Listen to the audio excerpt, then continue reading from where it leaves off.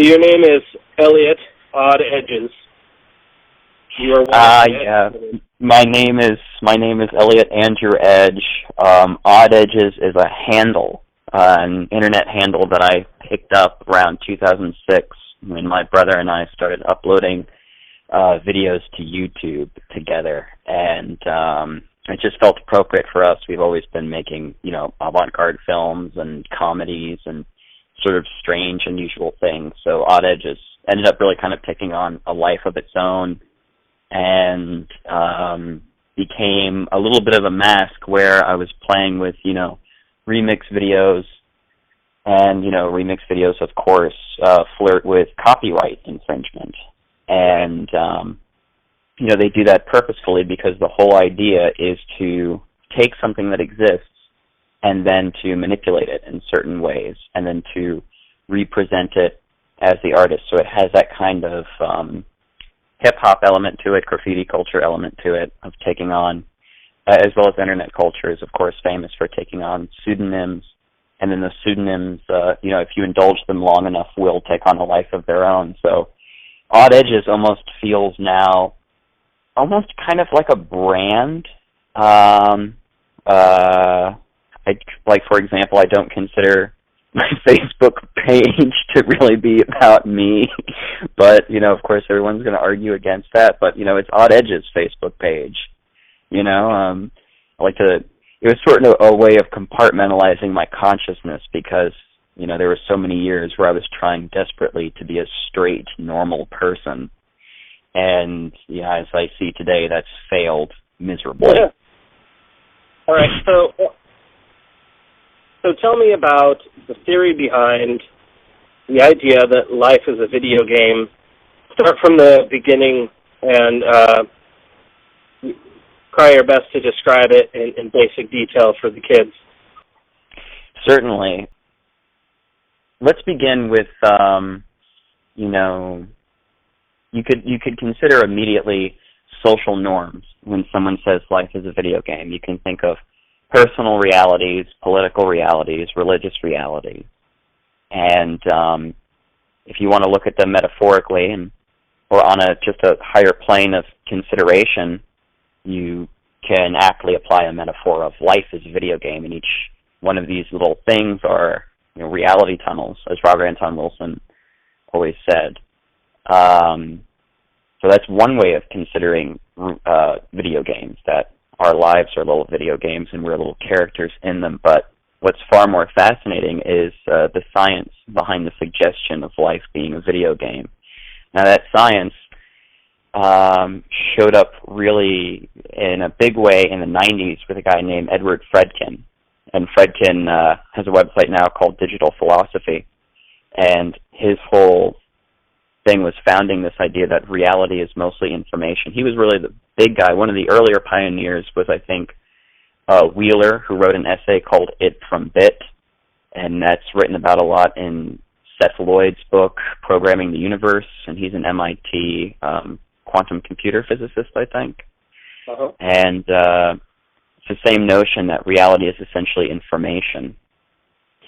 And the big feud going on with them right now is information physical or is information essentially non-physical? That's where the argument is today in this domain. But the idea actually goes back really, really far. If you want to think about Maya in Hindu and Buddhist scripture, the idea of the world being an illusion. And, that's actualized by an observer. It's the same sort of notion right there, too. Particularly the science is what has caught my attention about this entire thing, because when you consider our own lives, our personas, our belief systems, our religions, our psychologies, our even our own process of thinking, it becomes recontextualized when you start considering the implication of being in a computer-simulated reality. That's what this is all about, is the idea that reality is virtual, essentially probabilistic, in that a particle is not actualized until it's observed. A phenomenon isn't actualized until it's observed. And until that happens, it's all unrendered, just like in a video game where the player in the map The level doesn't show up until the player gets there. It's sitting there waiting for the player, but it doesn't really show up until the player is present. So those are some kind of broad stroke ideas about it. Tom Campbell is the one who really got me interested in this topic, and he's who the film is primarily about. Right. What are the implications of this for a spiritually minded person, say, just your average, everyday person who knows, maybe goes to yoga or something, but that's the extent of anything that they do? I mean, what implications does this have for people of all religions, people who believe in Allah, people who believe in Jesus? What do you think that this entails, or how can this be related to them? Well, to tell you the truth, I think this is all of what these spiritualities are talking about, whether it's a religion or a mystical school or even a philosophical school. A lot of them, I think, are talking about an underlying or an overlaying reality of some kind, that there's an invisible world and a visible world, and that somehow how we, not only just the interface between consciousness and reality, but somehow that there's a morality to it. In other words, there's some kind of a point system, some kind of experience point system, where if you do good, you get, karmic points in one direction that encourages, your spiritual evolutionary growth, and on the other hand, you have stuff which impedes it. That's really the immediate way to think about this. This is, I think, life as a video game as a metaphor for the spiritually minded person, though not exclusively. This is most appropriate. I mean, it's really what they're talking about. Every religion and spirituality is sort of selling a user manual, a walkthrough guide, a strategy guide, because we've all sort of emerged out of nowhere, if you go by the materialist sort of view, for no reason, from nothing, all right? We've shown up, and we don't know what to do. We have no idea what we're doing here, and there's all these local religions and mystical schools and stuff, and each one of them sort of peddle the same sort of concept, which is if you do these practices, these techniques, if you learn these abilities, then this will enhance your spiritual development, your personal development, and so on and so forth. Considering that right there, take a look at the very first video games of the Zelda series. Zelda has a really great beginning in that Link, your main character, shows up in the middle of a field, out of nowhere. He just shows up. This was a revolutionary thing for video games. It was so revolutionary, in fact, that I think that the guys at Nintendo didn't know if people would be able to handle it, they wouldn't know what to do, because you could walk in 4 different directions. There was 3 different places you could go, and also a small cave that you could walk into. And of course, when you walk into the cave, you get, I think, the sword or the shield. And there's a famous line that says, "It's dangerous to go alone. It's dangerous to go alone. Take this." It's sort of a classic moment in video games. And then Link has to, explore and get help and learn lessons and find instructions. So I think all these spiritual schools and religious schools are really selling us instruction manuals and strategy guides. Some of them more effective than others. Some of them have a lot of fat. Some of them have a lot of cultural clothing, historic clothing, traditional clothing that they've held on to for many centuries and many millennia.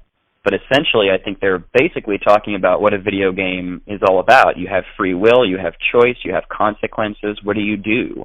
How do you play? Most of us want to know how to play. We're terrified of being here. And, it's very confusing. So where do we go? What do we do? A lot of these religions give you a path. And I think essentially that's what they're talking about, is getting some kind of path, getting some kind of tradition, getting some kind of structure.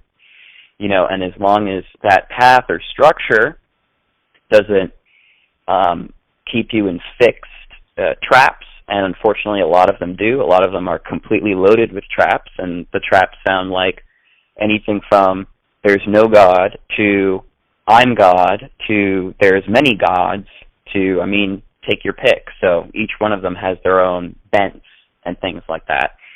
This is kind of a stripping away of those things. It's not an outright denial. It's not saying that these things don't exist, but it's really more like, if you want to get to the bare bones, let's talk about the metaphor. Let's talk about the meta-reality to all these things. That's really where our conversation has been taking us anyway, especially since postmodernism and now digimodernism with the internet. We're really talking about, an overview of all these systems, and this is definitely in line with that tradition, definitely, yeah.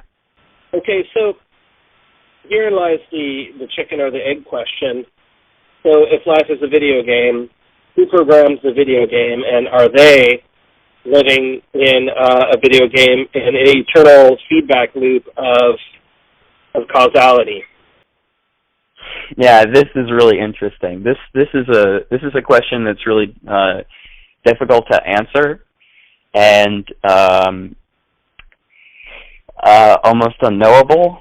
At least on my end, the guy I'm making a film about is a guy named Tom Campbell, and Tom is a really hardcore out-of-body experiencer, you could say, or astral projector, or some such thing like that. In other words, it's very easy for him to parallel process other realities, and he got really into exploring other physical realities, other non-physical realities, after he learned how to quiet his mind with meditation and learned how to do out-of-body experience with Robert Monroe and the Monroe Institute, which he helped develop some serious technology for.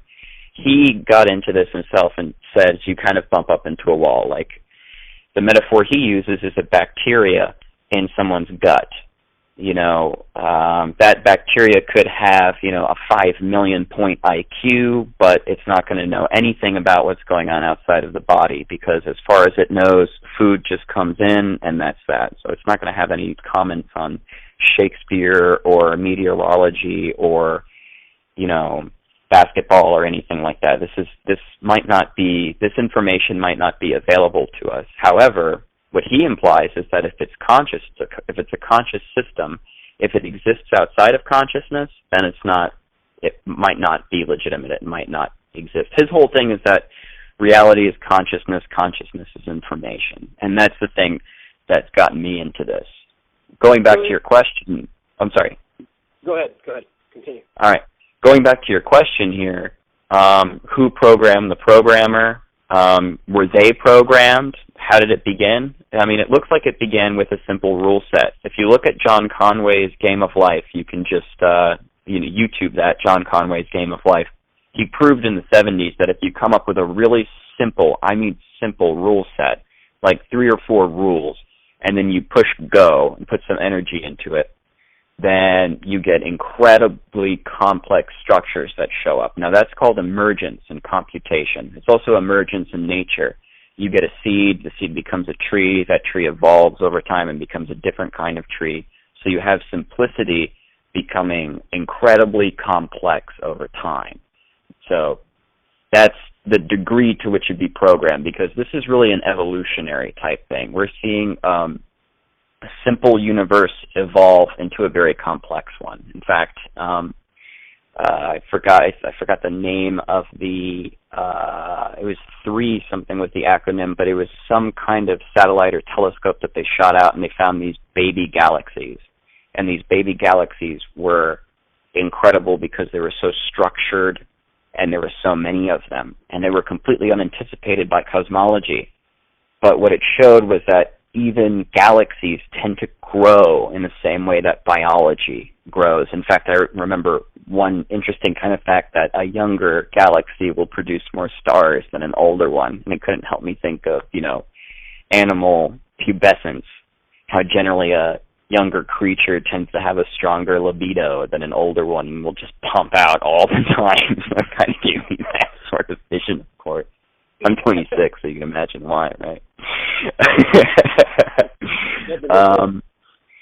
But as for who programmed them, I don't know. I do not know. That is something. This is something that makes me really interested. Is that there must have been some kind of catalyst for a catalyst for a catalyst for a catalyst. But it's very difficult to talk about ultimate origin, ultimate alpha. I think we bump into our own naivete when we address this issue. But I certainly think it's worth our attention and worth our time. I certainly don't subscribe to that the universe came from nothing. You know, this Lawrence Krauss is very big on pushing this idea that the universe came from nothing, but even if you take a look at his description of nothing, there is an element of the physical in it. There are the laws of physics at work in his thing, so it's not ultimate nothing. There's still law of physics. That means there's still a rules. Yeah, so it's not ultimate nothing. Laws don't come from thin air, I suppose. So when you get down to the bottom of it, what if somebody says, well, life is a video game, I really like Grand Theft Auto, and I'm going to go for this. What if it takes what if people take this message and they say, well, great, I'm going to go blow something up, or I'm going to go steal a car and sleep with hookers? What's the... yeah, right. What's to stop me to go Halo on everybody, right? We can skip morality now? Now we can begin to engage morality because, and this is kind of fun because one of the things I've sort of thought about is that the universe is really either amoral or immoral. And one of the things that Tom puts forth in his model, which is something we're going to go into in the film, is that he opens his model with two assumptions, and that's consciousness exists and evolution exists. Okay? And then you get the idea that consciousness evolves. So what makes consciousness evolve? Tom says it's intent, that the reason why you do something, that's the whole point of this simulation, of physical reality simulation, is it's why you do what you do. And you get a lifetime, and we have a lifetime, and while you have a lifetime, it's all about racking up experience points, okay, and seeing if you evolve and develop and level up. Anyone who plays video games is going to be familiar with the metaphor of leveling up, okay? Right. The whole idea that Tom's putting forth that I found most attractive in a way is that he is pushing morality. And the morality is this, is that you can think about consciousness in the terms of entropy, okay? In physics, entropy is all about whether or not something is ordered or whether or not something is totally disordered and disarrayed. In other words, if something has high entropy, it's very gaseous, and you can't really make it do much work. But if it's a solid, you know, like a rock or something, well, then you can throw it, and it has inertia. It has inertia and it has gravity and all this kind of stuff, so it's focused. It's a focused point. Okay, so what's a high entropy consciousness? What's really dispersed? What's really chaotic? Well, someone who's neurotic, someone who's got a lot of anxiety, someone who's really afraid, someone who's got like total terror all the time, all right? You know what those kinds of people look like. They have very little options available to them. They, as a conscious entity, have very few options available to them because they're horrified of everything. They have to protect themselves, they feel. And that's the whole point of their existence. This is sort of like self-protection, exclusive self-protection. And that all the other individuated units of consciousness, as Tom calls them, are out in the world and they don't really have anything to do with you. On the other hand, you have, well, where are we going to go next? Love. Well, what is love when we see it in action? What is love when it's not like, say, romantic love where you can get spurred and your heart broken and you have, you know, all these expectations that can be, you know, destroyed by another person because they didn't meet your expectations? Well, if you go into love that looks more like agapic or more like unconditional love in the Buddhist sense of the term, you have what? Someone who's really cooperative, someone who really works together, someone who helps the whole, someone who realizes that they're part of an organism, you know, a much greater organism. And it's not just the human organism, but the organism that is life itself, the entire biosphere, and then some. All right, so that's what he puts forth, that consciousness actually evolves towards love, that's where it wants to go, that's what it evolves towards.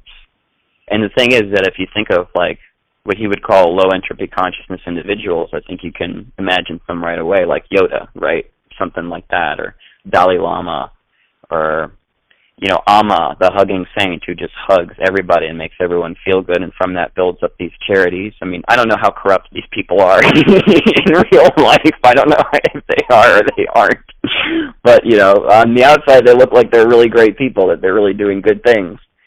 That's what he's putting forth right here, that it's not just a blind video game, but that this video game exists specifically to evolve consciousness.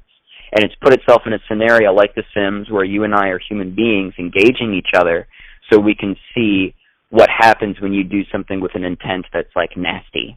All right, that's to hurt somebody or something like that. What kind of life do you see people end up living? You know, you see lives that are like miserable and isolated, and you know, you may get a lot of money and you may get a lot of wealth, but you know, you don't get a lot of love. You don't get a lot of companionship. You don't get a lot of relationship. You don't really connect. In other words, you don't integrate into the rest of the consciousnesses that are around you. You're very much interested in your own database, your own history, your own narrative, and all that kind of stuff, so you lose that sort of thing. And his whole thing is very much like the Buddhists, where it's like if you don't evolve, if you don't grow, well, then you just show up on Earth again and you respawn, continue and respawn, and you just have to do it all over again. And the whole idea is that physical reality exists exclusively for this purpose. Physical reality exists. This layer of it exists. So consciousnesses are constrained into a body, more or less, and that they have to face each other, and they have to see what happens when they get this faculty of free will, and what do they do with their free will? You know, how do you use your free will? That's what the whole game here is supposedly about, that what you do with free will determines the quality of your consciousness, determines the quality of your growth right there. And the more you evolve, the more options become available to you because you've demonstrated that you're mature enough to have more options, to wield more power, and to go into different places and try more things. You know, that's the part of it that I'm really attracted to, actually, because we are lacking a new moral philosophy. We don't really have a moral philosophy right now. We have some secular humanist vision that you're a human being and I'm a human being, and you know, we're brothers and sisters, and your misery and my misery, you know, are connected. And you know, I agree with that. That's definitely totally true. But when you get up on the fact that we're all, you know, embedded in the same fabric of reality, that when I hurt you, I'm actually hurting the same fabric of reality that I am. You know, and a lot of us don't really think about that. We really just think about negotiating our own personal gravitation around people and circumstances and things like that. So, okay, say someone accepts the idea that life is a video game. Yeah. What is, how then should we live? How would this understanding change the way that we view the world, how we view each other, and how we view ourselves and our place in this world? Well, the first thing a metaphor like this does, and science and philosophy is built exclusively upon metaphors. The only thing that makes science different in a way is that, you know, they're measurable and we have a record of them. But as far as that is that we're really all playing with metaphors here. Life is a video game. As a concept is a new level of magnitude to begin to look at the human condition and look at personal existence as a whole. I mean, once we get into that level, I mean, it's really just exactly like a video game where you take that step back and suddenly you can see the back of your head, and then you're looking at yourself outside of yourself, and then you can, in a way, not be so enmeshed with, you know, the local rumor and hearsay that you're rubbing up against in the form of ideologies, whether they be, you know, philosophical, scientific, personal, religious, or what have you. In that element, it's valuable, definitely. On the other hand, it also gives us some heavy metaphors to begin to play with, you know, problems like free will, choice. That's really it for me. It's choice is really my crisis, and we're in a constant state of the crisis of choice. Really, I don't want people to sit there and accept that life is a video game. That's exactly what I wouldn't want people to do. What I would like to do is get people to investigate the particular model that's putting this forth, and that's Tom's model. And that's my big toe, my big theory of everything, by Campbell. He's a NASA physicist, DOD physicist. He's a really serious heavy hitter, private consultant, that kind of thing. So he's coming at this from a background, and he's the same way. He's like, don't trust me. Don't find out for yourself. The big thing of finding out for yourself about whether or not this is true is that I think it's going to add a new level of engagement. Like right now, human beings mostly are salivating to constantly entertain themselves. And, you know, one of the ways we do entertain ourselves is through video games. But at the same time, I feel that there's a sort of ubiquitous disengagement with life. There's a lot of fear. There's a lot of sort of repeating yourself, sort of getting stuck in a loop. And this is a way, I think, to kind of dislodge, this metaphor is a way to dislodge you out of that crisis and to begin to explore, like, hey, well, what if this is a video game? Am I living my life? But I definitely don't want people to just take my word for it. I really want people to investigate what Tom and many others, and by association me, are putting forward. And what we're putting forward is that there are certain experiences available to human beings that aren't being popularly engaged. And personally, I believe that it's something we should be doing more of. In other words, we feel a lot of emotions, but we don't really investigate the hows or the whys or so on and so forth. We have a lot of experience, but we don't get into the kind of brass mechanics. In other words, like, what can we really do as a conscious entity? That question is surprisingly scant in the dialogue. The dialogue is sort of like, well, I'm a human being, and that's sort of dropped. And as true as that statement is, it's also not true, because a human being, when you say that, you don't really investigate. You just kind of, slide it under the rug and say, okay, I'm a human being, da-da-da-da-da-da. There's human nature, and I always say human nature is a bad idea that goes on to legitimize worse ones. It's sort of a stop, like you stop at human being. We don't really go forward. We don't investigate. One of the big charges that Tom and others like Russell Targ and Rupert Sheldrake and guys at Pear Labs in Princeton and the people at the Monroe Institute and all the places around the world, what they're putting forth is that consciousness is non-local, right? That means it's not in your head. That means it's not like a byproduct of your brain or your entire body right here. It's something else, and it can do more things. And one of the ways I started investigating whether or not Tom's claims were true was I got into remote viewing. Now, remote viewing, for people who don't know what remote viewing is a practice that a laser physicist named Russell Targ, who's a PhD, worked at Lockheed Martin, and Hal Puthoff, a PhD who wrote, I think, a textbook on quantum mechanics or some related thing to that. They ended up doing psychic research at Stanford Research Institute in California for the CIA and then eventually the DIA and the NRO and a bunch of other people. And they proved conclusively over and over and over and over again that remote viewing is real. And that's a thing where you sit in a room and you begin to describe an object or a phenomena happening in a place that you shouldn't know about. In other words, I'm sitting here and I'm going to know all about where you are in California. And now, to the average person, that's wacky. To the average person who's been raised with, rational materialism, that doesn't make any sense because the mind is a byproduct of the brain. Consciousness is a byproduct of the brain. But we have decades and decades of research to show us now that consciousness is more like it's more like that we're engaged in a cosmic Google, and that all of consciousness is a kind of cosmic Google, and we're all filtering down into these bodies, into these physical bodies in like a Sims-like situation. We're all playing The Sims. Human life on Earth. Tom calls it PMR, physical matter reality. But we occupy both places at the same time. So one of the things about life as a video game is to get people to engage this and to see that this is real. Not only is it real, but it's natural to us. Not only is it naturalist to us, but it doesn't require a lot of training. In fact, a lot of us are doing it all the time. We know who's about to call us on our phone before we do. Well, I've got a couple other questions. One is if we're here to build our consciousness, that would imply that we are conscious elsewhere and in need of improvement. So this would imply, like you were talking about, Buddhist ideas. This would imply some sort of variation of digital karma, or right.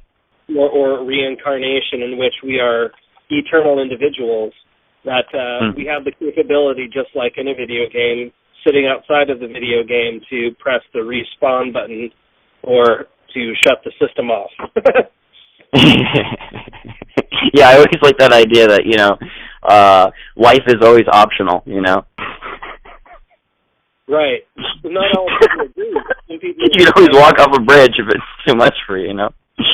So I've had a lot of psychedelic experiences in which I've been transplanted into, you know, it's highly based on opinions, but from my perspective it seemed like an eternal space, or I would say a timeless space, in which I was hanging out with other things that seemed to be timeless as well. I felt like I knew them, and I was outside of the rules and regulations of everyday physical life. This begs the question of how does this parallel with the idea of enlightenment, hacking, the ideas, you know, made popular by the Matrix, where you're hacking the Matrix, as it were. How do these things tie together? And have you had any psychedelic experiences yourself that have led you to be more interested in this particular subject? Well, I had my first psychedelic experiences before I was ever exposed to this conversation. And those I always thought were incredibly interesting because, you know, I did feel conscious of multiple spaces and multiple times. You know, I could see my body outside myself, and then if I closed my eyes, I felt very sincerely engaging with another dimension of reality.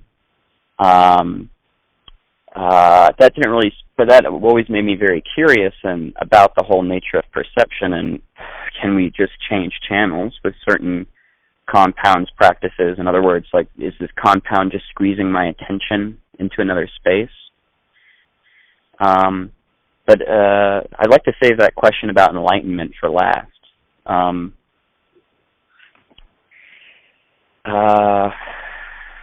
Well, actually, now that we brought it up, let's just go into it. Enlightenment, I always think, is kind of like a funky word because, for me, enlightenment really just means recontextualization. A lot of these philosophical schools and mystical schools suggest that there are forms of ultimate enlightenment, final enlightenment, and when you get final enlightenment, that's it, you're done, it's over. You either die or become, you know, superhuman or transhuman or some such thing like that. And I'm not negging that, but more so I think that enlightenment is sort of a mystical word or a mysticized word for recontextualization. To me, every enlightenment is just a recontextualization.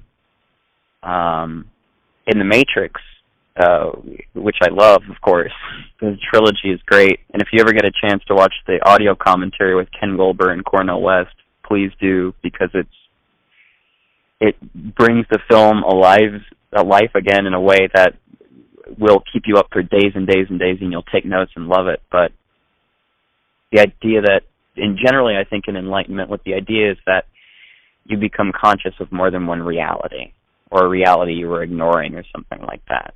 But you could even think about dreams, you know? I mean, if you consider dreams, you know, that's like one reality. And when you wake up, well, that's another reality. And you can think that great question, you know, is a butterfly dreaming of a man or a man dreaming of a butterfly right there? So enlightenment, I think, is tied really close to, you know, the idea of gnosis, of knowledge, like what's real knowledge.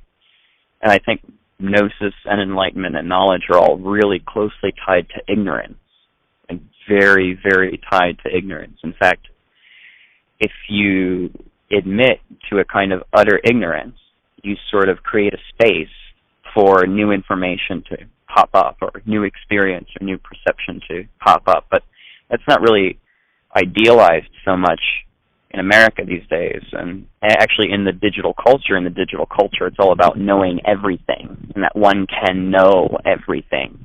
But eventually get to problems like, well, all right, sure, but what is essentially knowledge? Aren't we just engaging in metaphor? How often is a fact, etc.? To me, yeah, no, knowledge is very closely tied to ignorance, and my ignorance was really revealed, without a doubt, one of the first times I had a psychedelic experience. I've had several. But probably more important than the psychedelic experiences I've had are the psychic experiences I've had and the synchronistic experiences I've had. They have been even more profound than any psychedelic compound I've had. I've flirted with, what's available on the market, as well as, different forms of meditation and binaural beat audio technology and all these kinds of things to manipulate your consciousness. I've flirted with all of them. They're all interesting, and I recommend them totally. Definitely more than going to the mall.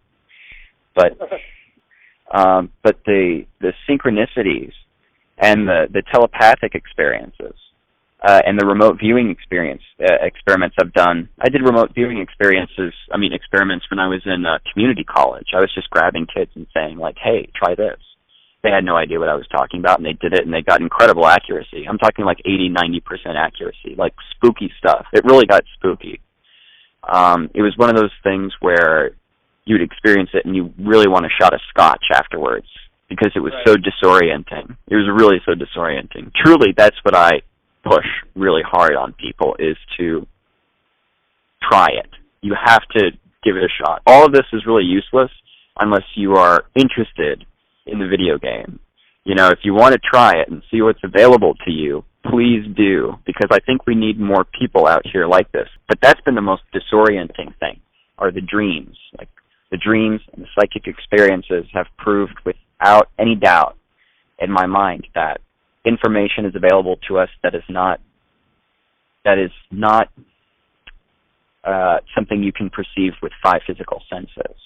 And when you get into this, like when you really get into it, engaged on this level, it all comes much more easily because you become open to it. It's not that you create all these meanings, it's that you are like rather skeptical. You got to keep a diary. You got to try. You got to do experiments. You have to do experiments.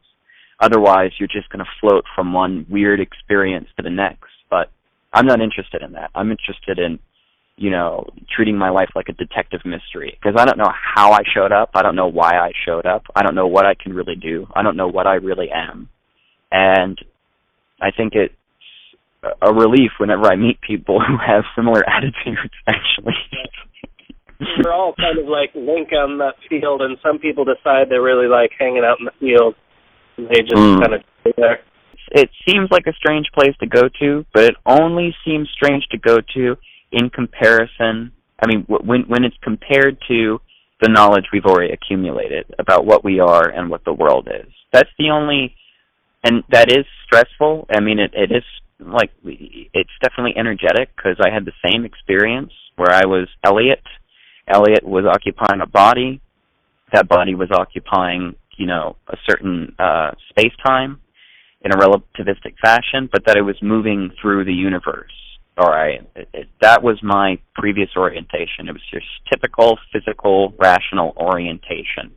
After the experiences and experiments I've gone through, and I've seen other people parallel to me go through, because once I got into it, I got all my friends into it. I was like, hey, try this. Just try it for a night,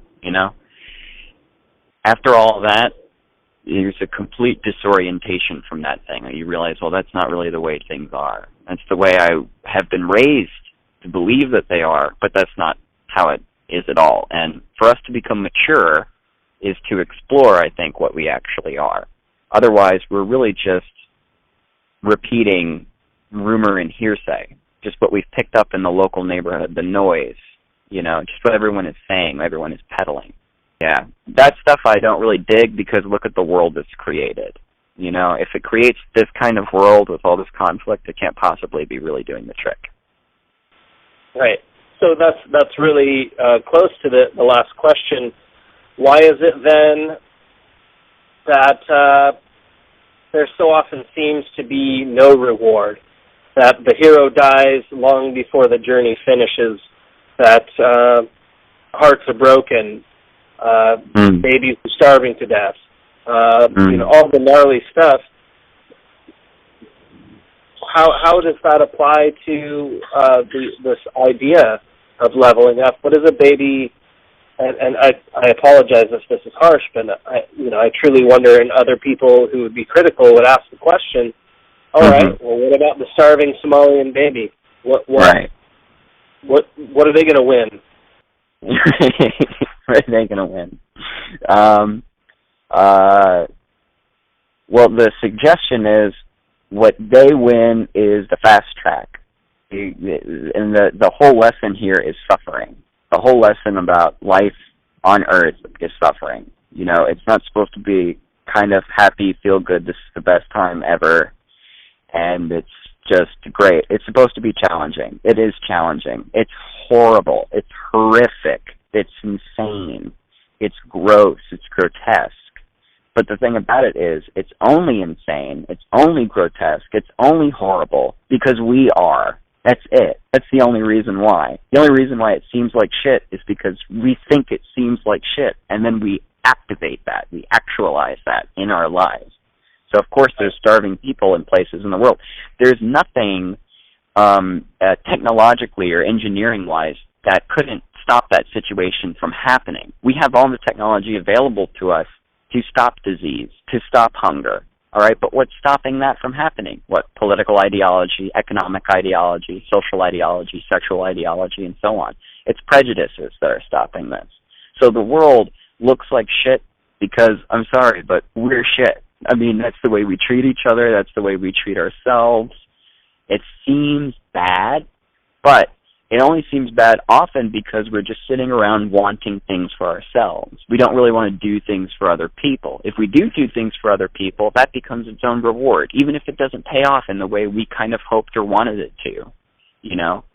It doesn't always work like that. Sometimes you try and give someone good advice and they take it and they go even further down in their depths. Well, maybe they have to hit rock bottom before they have a transformation. You know, nothing spurs about transformation more than exhaustion. In fact, I don't really think like quote-unquote enlightenment happens until you're exhausted. You know, once you're really, really tired of you, then you change. Once you're really, it's sort of like, what was that? Something like, it's not the world that's boring. It's not the world that's miserable. It's our learned pattern of engagement. It's our habit of seeing the world and responding to the world that becomes unbearable. That's what's unbearable, is the way we treat ourselves and each other. That's why this place is shit. It really has, there's no evil force at work outside of ourselves. That's the evil force at work. So the idea of the starving child in Somalia is that, well, they learn quickly about suffering, don't they? And they learn a lot about what care looks like very quickly, don't they? Because they learn what the meaning of a gesture is in the sense of I give you food even though I'm hungry, but I give you food because I love you, because you are. You know, when you suffer, you learn. Suffering's like the tool. It's like the teaching mechanism. And I'm not trying to say that, I mean, look, as long as you need to breathe, eat, and get out of the sun, you're going to suffer. Like, that's just it. That's the agenda right here. You got to survive. How you go about surviving, that's the whole shtick regarding this evolution right here. That, you know, Tom's putting forth and I've been incredibly attracted to for about 5 years now, and have been testing it and giving a look, and it's working. It's working for me, but that's what I put for. And again, I'm saying, give it a shot. Like, imagine taking a month out of your life and, you know, keeping a diary and treating it like an experiment and say, like, okay, I've lived my life. I know who I am. I have a narrative. I have a persona. I have a role I play. What if I put that aside for a month and tried making every one of my intents a love-based intent? Like, in other words, I do it for other people. In other words, I do it because they are, and I respect the crisis they're in, the suffering they're in. I do what I can, alter myself to see if I help and what happens when I help. I helped out some people, and they ended up giving me, like, keys to their apartment, you know, and they let me go there almost any time I want to. And it's a very sweet gesture, you know, but it's that simple. Like, I wouldn't have access to that space. I could be stuck, abandoned in, you know, the heart of Brooklyn in the middle of the night. But, you know, since I put forth care and love and attention to clean up their place, I listen to them, I love who they are, you know, they're very kind to me in return. From that, we all get a chance to evolve, and we all get a chance to experience each other and interact with each other. And it's really that simple. So, yeah, that would be my answer to that question right there. That's that. I'm really excited for your movie. I'm really excited about what you're doing. I think you're a genius. And Thank you. Well, I really love what you're doing too, actually. I really I really love what you're doing. Dude, props on getting on Graham Hancock's website. Holy shit, man, that's fucking awesome. Yeah. Yeah. For what we do, I suppose it's a pretty big deal. Yeah, dude. Very good. Well, thank you so much, Elliot.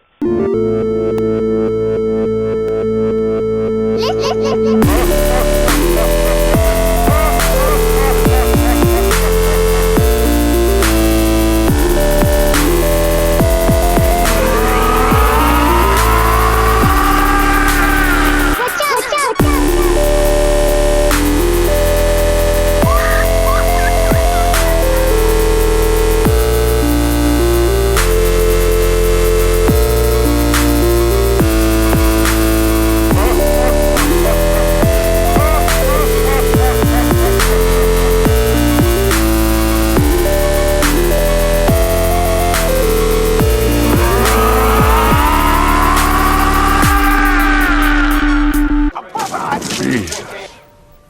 What's the point of this?